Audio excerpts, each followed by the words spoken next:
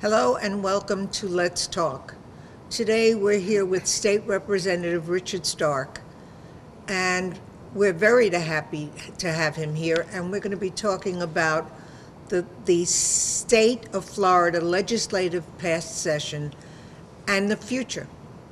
So, welcome, Representative Thank Stark. you. Good to be here. Good to have you here. You're representing the parts of Pembroke Pines, Correct. all of Weston, Correct. and what else? Oh, Southwest and half the Ranches. Southwest Ranches, yeah. In fact, I've got at least half of Pembroke Pines, maybe even the bigger population part of it. I think so. Yeah, because it's all the western part of it. Right. Plus all the entire city of Weston and about half of Southwest Ranches. And a little tiny piece of Davie, not very large, but a little piece So of are you Davie. fighting for us? You better believe it. So what did you accomplish in this past legislative session? Well, I passed my first bill It's last exciting, year. isn't it? It is. I spoke to Franklin Sands was in the seat that I have prior to me being elected, and he told me that it's a lot tougher track than when he was there. He said, by the time I was there, second or third year, I had several bills passed. He says, but we didn't have the lopsidedness of the legislature like you have. They were much easier to work with, and Really? they would hear our bills more. And we have not had that. It's been very, very tough. It's very difficult. I mean, I had a couple of good Especially bills. for a junior. Well, it doesn't matter. Junior, sophomore, even the seniors are having a tough time. Really? Yeah, everybody.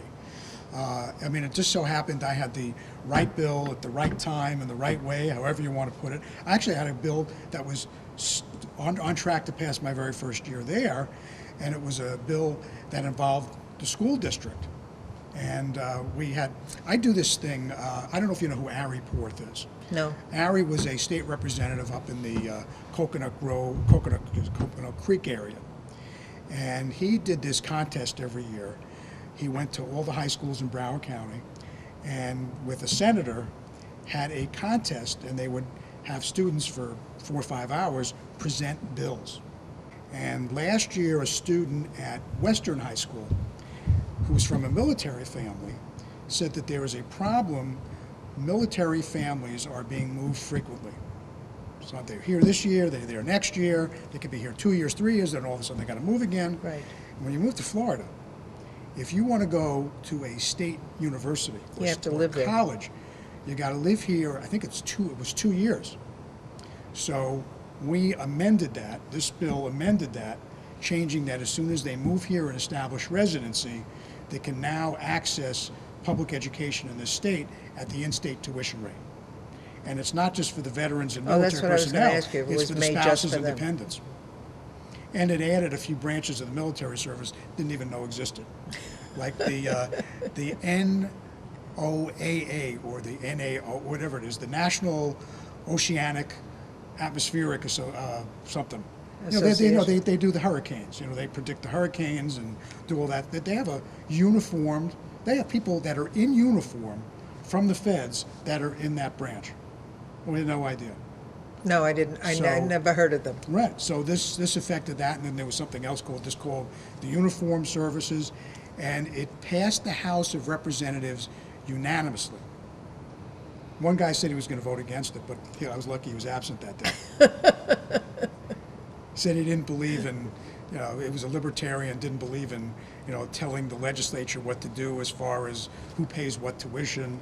And when we finally explained it to him after the session, he says, "Oh, I didn't realize that. All we were doing is a lot of it was aligning with federal law. I mean, we had these Sure. gaps, we had new Sure. language for Florida, and things that were better than the feds did, but whatever we had here was totally out of compliance with federal law." So once he understood that, he said, "Oh, Oh, I would have voted for it if I were here. I know. I'm glad he wasn't. They didn't want any no votes on that one." And the Senate passed it unanimously, too. So, congratulations. Yeah, it's law. The governor's office even called me up. They said, "Would you like to be here?" I said, "I love it up there, but I'll be here." And they wanted to give me notice that the bill was going to be signed into law that day. Nice. And then they sent the thing that's about like this size, with the bill language. So it's nice to actually get something done, but something that's going to really benefit a group of people. Sure. So that was past session. Yeah, that's this past What's session. coming up for the new session? Well, I can tell you what I'm working on. I'm not sure where the legislature's going with what they really want to accomplish at this point. Because you've seen, I mean, I'll give you some of the high, as we Well, might say. I think that your constituents are more interested in what you're interested All right, in. well, I'll tell you what some of my, first of all, as a independent insurance agent who has always been looking out for the consumer, most of the bills that I work on are bills that protect the consumer. It doesn't have to be insurance, although I do have one, but has to do with protecting the consumer. But my other one, in which I don't have any family members that we had an issue with this, is highway safety. I mean, all you got to do is see what's going on in this state. I'm sure you have one of these, Oh, yeah. and I'm sure you're in the car and you see somebody going like this while you're driving. Unbelievable. It is horrible. And I had a bill the last session to beef up the law that we have now on texting while driving. And let me explain to you what we have now.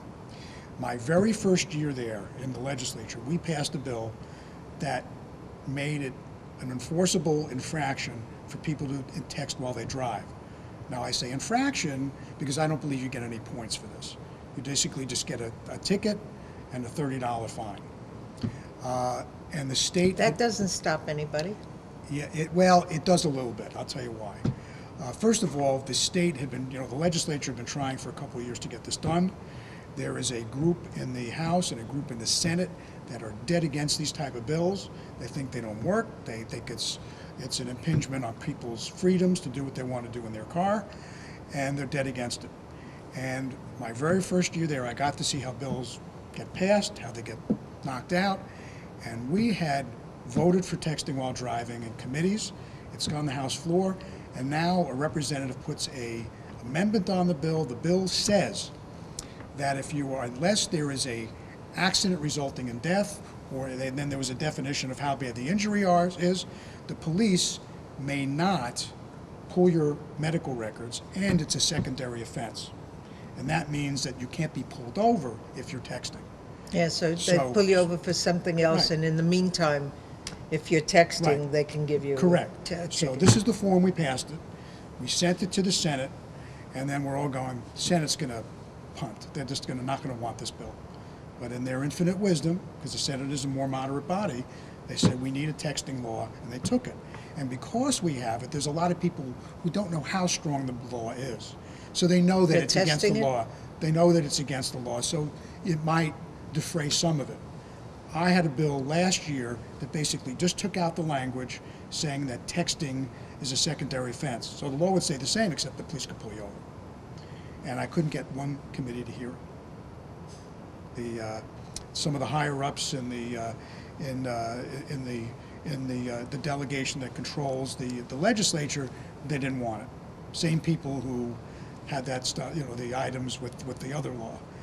And I threw an additional language in there. I said that speeding, I'm sorry, not speeding, but that the fines for texting would be doubled in a school zone. And by the way, that came from a student also. Okay? So this year, I am running that bill again, and somebody else is going to have the main bill on texting. I just don't want to try it again this year. Also, it's easier if we get a strong Republican to run it, so I'm hoping that Sure. this is somebody out of Sarasota. We're hoping that he's going to do it. You're actually supposed to be in session 60 days 60 days a year. a year. So generally in March and April. But then these special sessions are not counted as your 60 days, so No. they're extra. No, that's why they call it a special session. And we've done crazy things in the state. If you remember under Governor Bush, we had that special session on Terry Schiavo, whether or not to pull the plug. Can you imagine? Wasted the taxpayers' dollars on that. Hard to believe that they would have a special session on that, but they did. Yeah. Yeah, because the governor wanted it. Yeah, that's right. That's right. Who's got more power in the state than the governor? Well, the governor can call a special session, and if the Speaker and the Senate President agree to it, then they go and do it.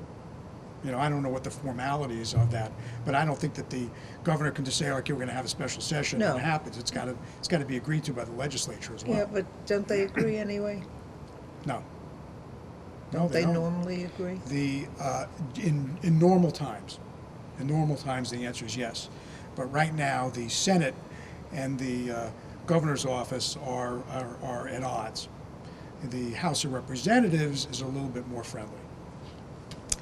So Representative Stark, will you come back from I will be happy to come every back. time a session ends? Anytime. I would like to talk to you about it and let people in your district know what's been going on, because there's no way for them really to know unless you tell them. Okay. Would you like to? I do have one fun bill you might want to know about. Sure. We have a law in the state of Florida, and here's another one that comes from a student, mind you. However, even though the student came up with this, one of the House members about 5-6 years ago did have previously. In the state of Florida, it is illegal for a man and a woman to live together if they are not married. I don't know if you know that. No. Century Village could be in trouble.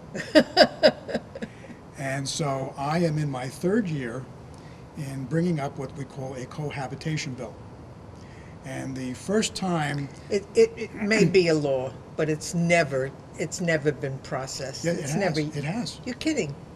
It hasn't been used against anybody for probably about 30 years. And if anything, it's used for harassment. But, Sure. But the law was greatly modified in the early 70s. In the early 70s, the legislature changed it to a second-degree misdemeanor, punishable by a $500 fine and a 60-day term in jail. Oh. The two together, not either or.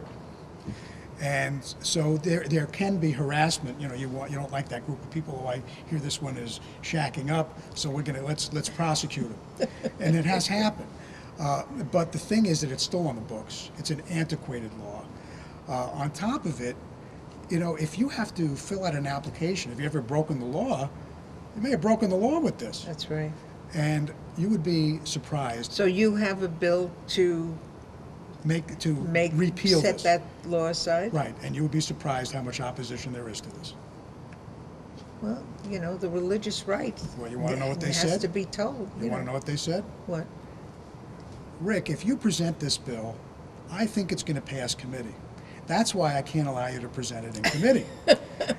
What's it going to say to our citizens of the state of Florida? That we are not in favor of morality. We're not in favor of the institution of marriage. And to which I talked about. When you get finished laughing, what do you say? I have to, you know, if I'm trying to get a bill heard in committee, I have to keep a very straight face. And there was an article this week about legislators trying to repeal the ban on shacking up. That's what they called it. I really got a kick out of that. You are a fun guy Well, to thank you. I talk to. appreciate it. And thank you for joining us. Well, thank you for having me. Oh, my pleasure. For OCTV, I'm Elaine Kugelman, and thank you for joining us today. And I hope that you have learned some things from our representative, Richard Stark.